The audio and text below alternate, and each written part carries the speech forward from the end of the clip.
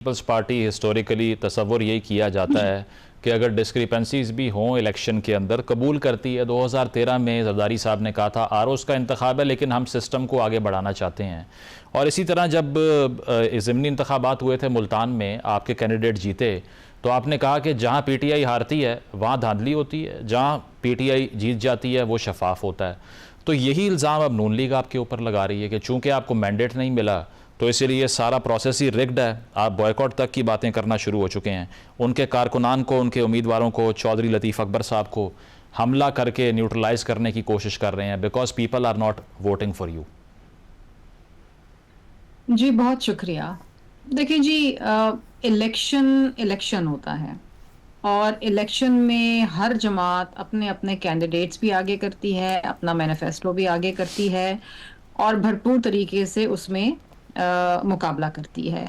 यहाँ पर इत्तेहादी और नो इत्तेहादी, यहाँ पर किसी को कंसेशन देना या ना देना ये कोई भी पॉलिटिकल पार्टी नहीं करेगी, क्योंकि यहाँ पर सीटों का मामला होता है।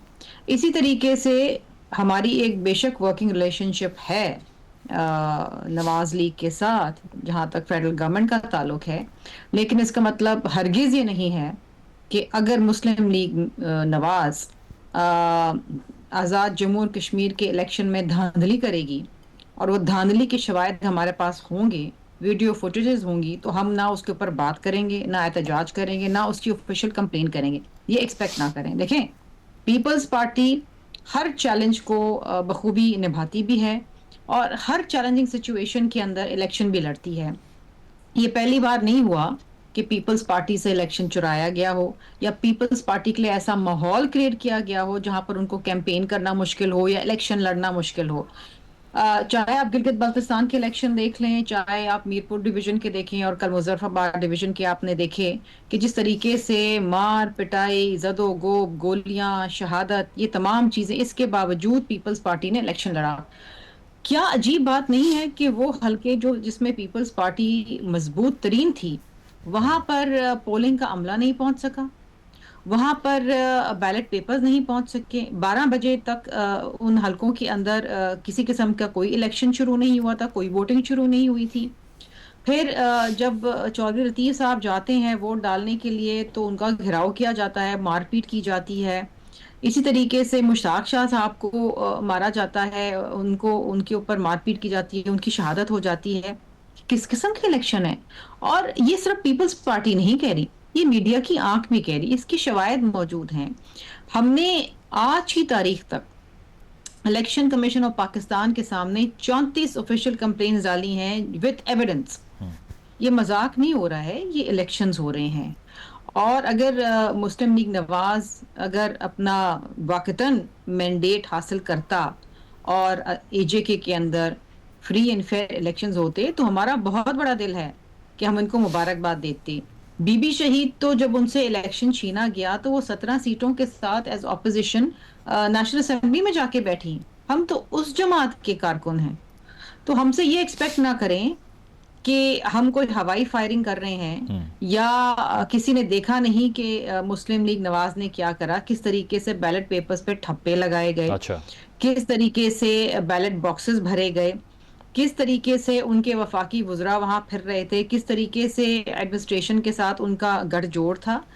ये तो एक बहुत ही मेरा ख्याल है कि कोई इट्स एन ओपन सीक्रेट। लेकिन शर्मिला साहब, वो प्राइम अक्यूज्ड फिर आप इसे किसको बना रहे हैं? क्योंकि राजा परवेज अशरफ साहब ने कहा कि चीफ इलेक्शन कमिश्नर जो है ना ये जिम्मेदार हैं, आप मुस्लिम लीग नवाज की भी बात कर रही हैं, दोनों क्या कोऑपरेट कर रहे हैं? बड़ी सीधी बात है कि मुस्लिम लीग नवाज और इलेक्शन कमीशन का आपस में गठजोड़ था। ठीक, इलेक्शन करवाना और साफ और शफाफ इलेक्शन तो हो ही जाते हैं ना आगे पीछे, लेकिन साफ और शफाफ इलेक्शन कराना जहां अवाम का मैंडेट चोरी ना हो, ये इलेक्शन कमीशन का काम है and election commission has failed. बिल्कुल शर्मिला साहिबा, एक तो क्लैरिफाई कर दें कि ये वाकई अंडर कंसिडरेशन है कि ग्रीवेंसेस इतने बढ़ गए हैं कि तीसरे मरहले का बॉयकॉट हो जाए। और दूसरा ये शफ़ी साहब की जो आपने गुफ्तगू सुनी, पीटीआई से एसोसिएटेड एक बहुत बड़ा फैक्शन ये बिलीव करता है कि it is a well crafted strategy of PML and Peoples Party कि ये जो अपोजिशन है ये मीडिया कंजम्पशन के लिए चलती रहेगी, ये गिलगित उनको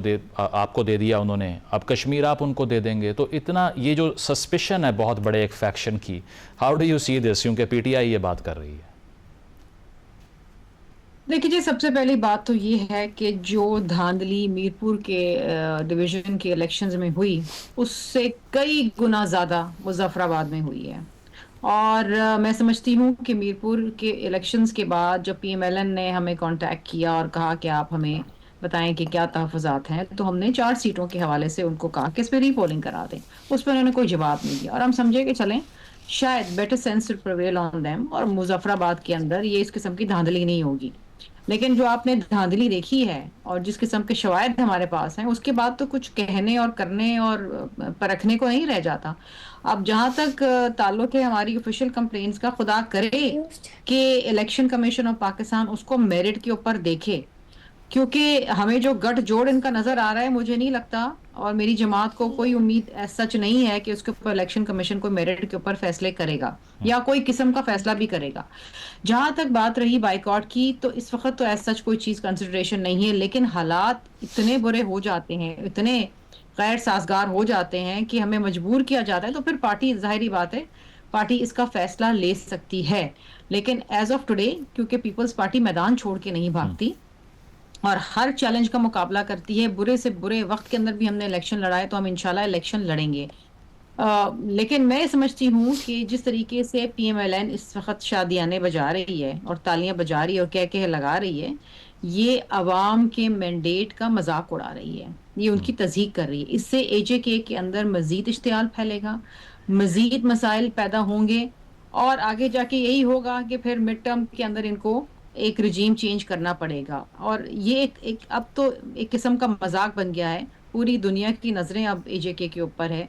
वो चीज़ें और वो बातें जो हम पॉइंट आउट करते थे मकबूजा कश्मीर के हवाले से, अब ये दिल दुखता है ये कहते हुए और ये देखते हुए कि उस किस्म का सिनेरियो एजेके के अंदर जो है वो होता हुआ नजर आ रहा है। तो इसको ऑफिशियली भी रेज किया जाएगा, because obviously there have been statements, लेकिन जरदारी साहब के ऑफिस से, गिलानी साहब के ऑफिस से कुछ देर भी अभी तो पार्लियामेंट का सेशन आने वाला है और पार्लियामेंट का, नेशनल असेंबली का भी और सेनेट का भी, और ये तमाम जो चीज़ें हैं इनको हम on the floor of the parliament भी रेज करेंगे, हाईएस्ट फोरम पे भी पीपल्स पार्टी और पीएमएलएन की जो मुज़ाकराती कमेटीज होती हैं वहाँ भी होगा। ठीक। देखिए, ये ना समझें, ये अगर कोई ये समझता है कि हम इसको रफा दफा करके बैठ जाएंगे, तो ये नहीं होने वाला है। सही। पीपल्स पार्टी अगर मैंडेट चोरी आप हमारा करते हैं तो हम फिर आपको उस आखिरी हद तक पहुंचा के छोड़ेंगे। चलें, मौक़िफ़ आ गया आपका इस पे। शफी साहब, इसके अलावा जिस तरह आपने भी पहले मोहसिन नकवी साहब के स्टेटमेंट का जिक्र किया